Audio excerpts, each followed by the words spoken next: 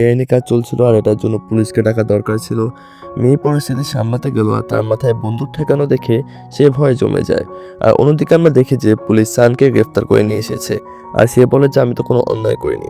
Detective উত্তর দিল, আমি কি তোমাকে সাবধান করিনি যে আমি আবার দেখলে তোমাকে গ্রেফতার করব? তোমার জন্য অনেক মানুষ ভয়ে বিপদে পড়ে গিয়েছে। সান পাল্টা প্রশ্ন করে, তাহলে আমি কি করব? আমার সাথে ক্ষমতা থাকা সত্ত্বেও যদি আমি হাত গুটিয়ে বসে থাকি তাহলে তো অপরাধীরা চোখের সামনে সব কিছু শেষ করে ফেলবে আর মানুষদের ক্ষতি করবে। ডিটেকটিভ কোনো উত্তর না দিয়ে সেখান থেকে চলে গেল। রাত নেমে এলো। মিনসুক বাড়িতে একা একা বসে খুব কান্না করছিল। সানকে পুলিশ ধরে নিয়ে যাওয়ার দৃশ্যটা তার চোখের সামনে ভেসে উঠল। সে উঠে গিয়ে সানের কাপড় চোপড় খুঁজতে শুরু করে। হঠাৎ করে সে একটা লোনের কাগজ খুঁজে পায়। কাগজটা পড়ার পরে তার মাথায় যেন আকাশ ভেঙে পড়ে। সেখানে লেখা ছিল যে জন যার কোম্পানির কাছ থেকে 25 লক্ষ টাকা ধার নিয়েছে সে বুঝতে পারছিল না যে কি হচ্ছে আর সে আরো বেশি ঘাবড়ে যায়। আর পরের দিন আমরা দেখি যে জোনাথন জেলে গিয়ে সানের সাথে দেখা করে এবং তাকে নিয়ে ঠাট্টা মস্কারি করতে থাকে যে তোমাকে এই অবস্থা দেখার জন্য আমি যে কত কাঠখড় পড়িয়েছি সেটা তুমি ভাবতেও পারবে না। আর এরপর একটা ফ্ল্যাশব্যাক আমরা দেখতে পাই যেখানে যেদিন সানের বাসটা বাঁচিয়েছিল সেদিন থেকে জোনাথন তার শক্তির উপর নজর রাখছিল। সে লুকিয়ে লুকিয়ে কিভাবে লোকটা সাহায্য করছে সেটার উপর নজর রাখতে থাকে। একই সাথে সে নাইট ক্লাবের কথাটাও তুলে ধরে। সে সানকে বলে যে আমি তোমাকে কবজা করার জন্য আমার যা যা করার দরকার সবটুকুই করেছি, তবে আমি চাইলে তোমাকে এখান থেকে বের করতে পারি। যাওয়ার সময় সে হঠাৎ থেমে গিয়ে একটু ঠান্ডা গলায় জিজ্ঞেস করে যে মিনসুক তোমার গার্লফ্রেন্ডের নাম না? আর শান্ত একদম জমে গিয়েছিল, উত্তর দিল যে হ্যাঁ। তখন সে হুমকি দিয়ে বলে যে যদি আমার পথে আসার সে চেষ্টা করে তাহলে কিন্তু সে মারা পড়বে। এদিকে বাইরে মিনসুক রাস্তা দিয়ে যাওয়ার সময় অনুভব করলো কিছু লোক তার পিছু করছে। সে পালানোর চেষ্টা করলো কিন্তু যেদিকেই যায় সেদিকে কিছু না কিছু লোক তাকে আটকে ধরার চেষ্টা করছে। অন্যদিকে আমরা দেখি যে একটা অপরাধ চক্র সানকে গোপনে আদালতের দিকে নিয়ে যাচ্ছিল। সানও একটা পালানোর সুযোগ খুঁজছিল। শেষমেশ সে একটা পরিকল্পনা করে সেখান থেকে পালাতে সফলও হয়ে যায়, কিন্তু দেখা যায় যে তার দুই বন্ধু তার সামনে দাঁড়িয়ে রয়েছে। আর একই সাথে এটাও দেখা যায় যে এটা এনার লোকজন যা কিনা চারিপাশে ঘিরে ধরেছে। সান আকাশ থেকে পড়ে কিছু একটা জিজ্ঞেস করলো যে এখানে কি হচ্ছে। তারা কিন্তু স্বাভাবিকভাবে উত্তর দিল যে আরে এটা কিছুই না, এটা তো নর্মাল। আর এখানে তিনজনকে অফিসে নিয়ে যাওয়া হয়। এনা তখন বোনকে বলছিল যে তুমি যা চেয়েছো আমি তাই করেছি, তোমার বন্ধুকে বাঁচিয়েছি, এবার আমার হয়ে কাজ করতে হবে। সে জানায় যে তার ভাই জোনাথনকে দু চোখে দেখতে পারে না। আর তাদের একটা প্রস্তাব রাখা হয়। আমাদের হিরো তো এনাকে একদম বিশ্বাস করতে পারছিল না আর মনে হচ্ছিল এটা হয়তো কোনো নতুন একটা ট্র্যাপ। এনা বুঝিয়ে বলে যে তার বাবা সে গোপন ড্রাগ স্টোরে পুলিশ স্টেশনে পুলিশ হানা দিতে পারে, তখন সেখানে পুলিশ স্টেশন থেকে তারা আসবে। আর সে আরও জানায় যে তার বাবা এখানে আরও বেশি বিশ্বাস করে না কাকে, এবং সেখানে তার সুপার পাওয়ার থাকা সত্ত্বেও আর ড্রাগসগুলো সব কিছু নিজের গোডামে সরিয়ে নিতে যাচ্ছে। সে সতর্ক করে বলে যে সরকারও নাকি আরও অনেক ভয়ঙ্কর রাসায়নিক পদার্থ ব্যবহার করে সেগুলো অনুমতি দিয়ে দিয়েছে। আর এই ড্রাগসগুলো একবার যদি ছড়িয়ে পড়ে তাহলে অসংখ্য মানুষের জীবন ধ্বংস হয়ে যাবে। পরিস্থিতির ভয়াবহতা বুঝতে পেরে জন বলে যে তাতে প্রথম কাজ হলো ওই ড্রাগস স্টোরেজে হানা দেওয়া এবং ড্রাগসগুলো উদ্ধার করে বাজার থেকে নিয়ে যাওয়া আর সবাইকে বাঁচানো। এরা তখন তাদের স্টোরেজের ম্যাপ, সিসিটিভি ক্যামেরাগুলো আর পালানোর পথগুলো বুঝিয়ে দেয়। আর তাদেরকে একটা চাবি দিয়ে বলে যে তারা ড্রাগস কন্টেনারগুলো এখন এখান থেকে চিনতে পারবে। আর তারা আরও বেশি সাবধান করে দেয় যে এটা একটা গোপন ভোল্ট রয়েছে যেটা তার বাবার অনুমতি ছাড়া খুলেই না। আর আমরা যদি তারা এটা নিয়ে আসে তাহলে এটা নিয়ে তারা কিন্তু বেশি একটা চিন্তা করতেও বারণ করে। আর তাদের যা শক্তি আছে এটা দিয়ে সে আসলে কাজটা হয়ে যাবে। যাওয়ার সময় সে টিপকারি কেটে বলে যে তোমার সুপার পাওয়ার টিম, তাই না? তোমার তো সবার সুপার পাওয়ার রয়েছে, তাহলে তোমাদের কাজই তো পৃথিবীতে বাঁচানো, তাই না? তাহলে কিন্তু তোমরা এই কাজটা কেন করতে চাচ্ছ না? আসলে জনাতন সেই কাজটা করতে চাচ্ছিল না। অ্যানা চলে যায়। পরে সান্তার বন্ধুরা চিন্তায় পড়ে গেল। অ্যানা যে কতটা গুরুত্বপূর্ণ এবং সে কতটা চালাক তারা তো সেটা ভালো করে জানে। তাই তাকে বিশ্বাস করা যায় কি না এটা অনেক বড় একটা প্রশ্ন। বন্ধুরা এনাকে বিশ্বাস করলেও সানের মন মানছিল না। সে বনকে জিজ্ঞাসা করে যে এই মেয়েটা কতটা খতরনাক এবং সেটা জানার পর তুমি তাকে বিশ্বাস করছো কিভাবে? সে উত্তর দিল যে আমি জানি এটা একটা রিস্ক হয়ে যাবে আমাদের জন্য, কিন্তু এই সর্বনাশ হওয়ার আগে আমাদেরকে এটা থামাতে হবে। সান এখানে খুব ভালোভাবে বুঝতে পারলো যে অ্যানা তার ভাইকে সরিয়ে দেওয়ার এবং তার সেই ক্ষমতাটা দখল করতে চাইবে আর কি। আর এখানে আমরা দেখি যে সান মিনসুকের সঙ্গে দেখা করতে এসেছে। মিনসুক তাকে সাবধান করে দিয়ে বলে যে তুমি ওই লোকগুলোকে বিশ্বাস করো না। সে কারণ জানতে চাইলে মিনসুক ওই লোনের কাগজটা দেখায়। সান অবাক হয়ে জিজ্ঞেস করে যে তুমি এটা কোথায় পেলে? মেয়েটা জানায় যে সে ওই লোনের কোম্পানিতে কাজ করে। শুধু তাই না, মিনসুক নিজেও তাকে না জানিয়ে নিজের নামে অনেক বড় একটা লোন নিয়ে গিয়েছিল। মিনসুক মনে খুব কষ্ট নিয়ে বললো যে আমাদের ফ্যামিলির নেটটা তাহলে নষ্ট হয়ে গেল, সবকিছু তছনছ হয়ে যাচ্ছে। তার চেয়ে কি এটা ভালো ছিল না? তুমি শুধু নিজের ক্ষমতা ব্যবহার করে সুখে থাকতে, অপরাধীদের সাথে লড়াই করতে গিয়ে তুমি আমাদের সবার জীবন বিপদে ফেলে দিয়েছো। সত্যি বলতে আমি আর নিতে পারছি না। সান ওর হাত ধরে ফেললো আর বলে যে তোমার মতো সাধারণ মানুষের মতোই আমি সুখে থাকতে চাই। সেই সুন্দর জীবন কাটানোর জন্যই আমি আজ লড়াই করছি। সবকিছু আগের মতো আমি স্বাভাবিক করে দেবো। প্লিজ আমার উপর একটু ভরসা রাখো। মিনসুক তখন জিজ্ঞেস করে যে এই নরক থেকে মুক্তি পাওয়ার জন্য তোমার কত টাকা লাগবে? সে বলে যে 30 লাখ টাকা। প্লিজ আমার জন্য এটা জোগাড় করো। পরের দিন মিনসুক জঞ্জা কোম্পানিতে গিয়ে লোন চাইলো। যখন তিনি কারণ জানতে চাইলো তখন সে বুঝিয়ে বললো যে সান ও অপরাধীদের ধরার জন্য তাদের গোডাউনে হানা দিচ্ছে। অনেক বুঝিয়ে সে একটা লোনের ব্যবস্থা করলো আর টাকাটা সানের হাতে তুলে দিল। এটা পেয়ে সান যেন হাফ ছেড়ে বাঁচে। অবশেষে সেই ভয়ঙ্কর দিনটা চলে আসে। সান তার বন্ধুরা ওই বিশাল ড্রাগস স্টোরেজের সামনে দাঁড়ায়, কিন্তু কড়া নিরাপত্তা থেকে তারা অবাক হয়ে যায়। তারা ভেতরে ঢোকার সময় অ্যানা উপর থেকে লক্ষ্য করছিল।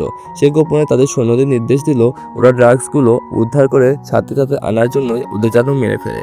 আর এখানে আসলে অ্যানার মতলব হলো ওদের সাথে বেইমানি করে ওর বাবার হাতে তাদেরকে তুলে দেওয়া। ফাদের কথা না জেনে 3 বন্ধু ভিতরে ঢুকে মিশন কমপ্লিট করার ট্রাই করে আর বন ভেতরের দিকে ঢুকে গেল।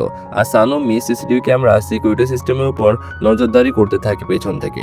বন সিগন্যাল দিতে অপারেশনটা শুরু হয়ে যায়, কিন্তু হঠাৎ করে দরজা সব লক হয়ে যায়। তারা বুঝতে পারে যে তারা এখানে আটকে গিয়েছে আর সাথে সাথে শুরু হয় এক ভয়ঙ্কর লড়াই। তারা 3 জনে নিজেদের জীবন বাজি রেখে যার যার সর্বোচ্চ শক্তি দিয়ে লড়াই করতে থাকে। মিটার সবটুকু শক্তি দিয়ে একদম দরজাটা ভেঙে ফেলে। আর এদিকে দেখা যায় যে অ্যানার আসল মতলব হলো সানকে জ্যান্ত ধরা আর তার বাবার হাতে তুলে দেওয়া। তার সৈন্যরা ভিতরে ঢুকে পড়লো।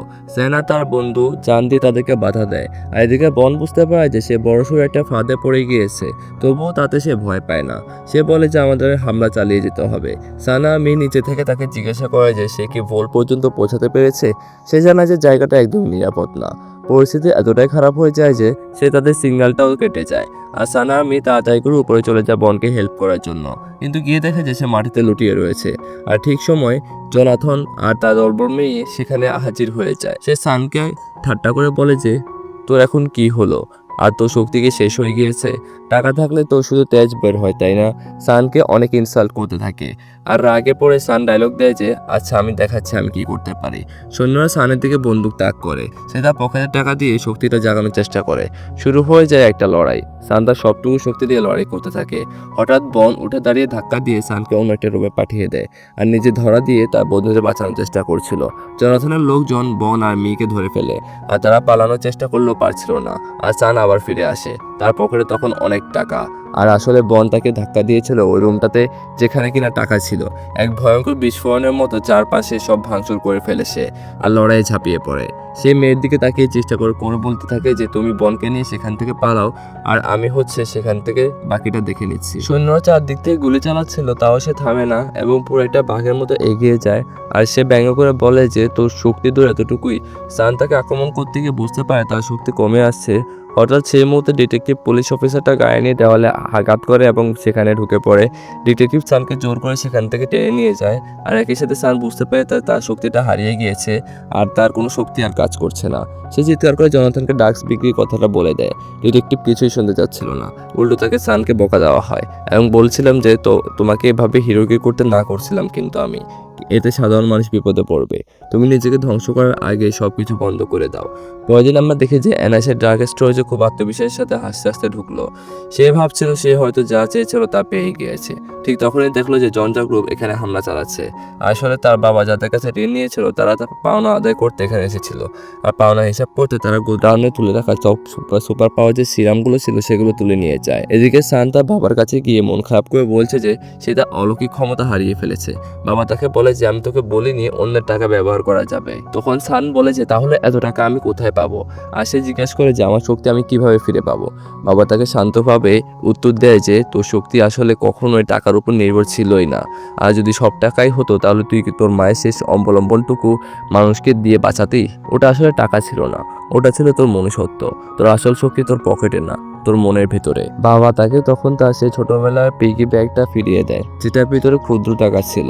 তিনি তাকে আবারও বলে যে সবকিছু টাকা নয় রে বাবা, আর তুই কেমন মানুষ সেটাই সব থেকে জরুরি। বাবার দেওয়া ওই কয়েন ভর্তি পিগি ব্যাংকটা নিয়ে সে বাড়ি ফিরে আসে। সে ভাবছিল কিভাবে তার ক্ষমতাটা ফিরে পাওয়া যায়। বাড়িতে ঢুকে সে মিনসুকে জিজ্ঞেস করলো এবং অনেকক্ষণ ডাকলো, কিন্তু কোনো সাড়াই পেল না। মিনসুক ফোন করতে গিয়েও পরিষ্কার পাশ থেকে একটা কণ্ঠ ভেসে ওঠে এবং সেখানে বলা হচ্ছে তাকে নাকি কিডন্যাপ করা হয়েছে। জোনাথন ফোনটা ধরে সানকে হোমতে দিতে শুরু করে। কথা বলতে সে ওপাশ থেকে একটা গুলি চালানোর শব্দ পায়। গুলির আওয়াজটা শুনে সান একদম ভয়ে জমে যায়। অন্যদিকে আমরা শুনি যে গুলিটা আসলে মিনসুকের দিকে চালানো হয়নি এবং মিনসুক তাকে ধমকে দিয়ে বলছে তোর দিন ঘনিয়ে আসছে, আমার বয়ফ্রেন্ড আসছে তোকে মারতে, এবং সে থ্রেট দিতে থাকে। আর অপরদিকে সান একা একা ঘরে বসে মিনসুকের দেওয়া সেই স্যুটটা নিয়ে অনেক কিছু ভাবছিল এবং তার মাথায় সব স্মৃতিগুলো ভিড় করে আসছে এবং তার চোখে স্পষ্ট জল ছলছল করছিল। অবশেষে সে জোনাথনের একটা লোকের মুখোমুখি হয় এবং সানকে জিজ্ঞেস করে যে সান জিজ্ঞেস করে যে মিনসুক কোথায়। মেয়েটা ওকে ব্যঙ্গ করে সেখান থেকে কিছু টাকা ছুঁড়ে মারলো আর বললো যে নে তোর ক্ষমতাটা দেখা। সান মনে মনে ভাবলো যে এই টাকাই তো আমাকে শেষ করে দিয়েছে, আমার শক্তি যদি যদি শুধু টাকা দিয়েই হতো তাহলে তো সে সেটা কে নিতে পারতো। মেয়েটা তাকে চ্যালেঞ্জ করে দিয়ে বলে যে তুই আমাকে হারাতে পারলে তোর গার্লফ্রেন্ড খুঁজে পাবি, নে তোর হাতে খুব কম সময় রয়েছে। লড়াইটা শুরু হলো, কিন্তু স্যার এতটাই দুর্বল যে সে ঠিক মতো দাঁড়াতে পারছিল না। মেয়েটা হাসতে হাসতে বলে যে তোর সব ক্ষমতা শেষ।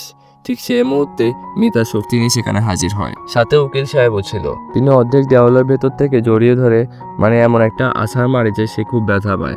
আর সে সানের সাথে একটু মজা করে বলে যে তুই একটু লাজুক প্রকৃতির, তুই তো জীবনে ঠিক মতো কিছু করতে পারিস না। আর সান তখন চিৎকার করে বলে যে আমার কোনো উপায় নেই, আমার কোনো পাওয়ার নেই, আমার প্রিয় মানুষটা আমার সাথে নেই। বন তাকে বুঝিয়ে বলে যে সব কিছুর একটা রুলস আছে আর পরিস্থিতিটা এখন মন থেকে সামলাতে হবে। আর পরের দিন সান সে বিল্ডিংয়ের দিকে রওনা দেয়, সেখানে গুন্ডারা মিনসুককে আটকে রেখেছিল। তখন মিনসুকের কথা ভেবে নিজের ভিতরে একটা অদ্ভুত শক্তি অনুভূতি করে আর সেটা বুঝতে পারে যে আসলে টাকা না, সে যে মানুষকে বাঁচাতে চায় এটাই তার আসল শক্তি। তো মিনসুককে সে কি বাঁচাতে পারে কি না সেটা আমরা নেক্সট পার্টে শেষ করব। আর এই পার্টে কিন্তু এটা শেষ হয়নি, এটা নেক্সট পার্টে শেষ হবে। আর আমরা পুরো ড্রামাটা একটা ভিডিওতে নেক্সট পার্টে কমপ্লিট করব।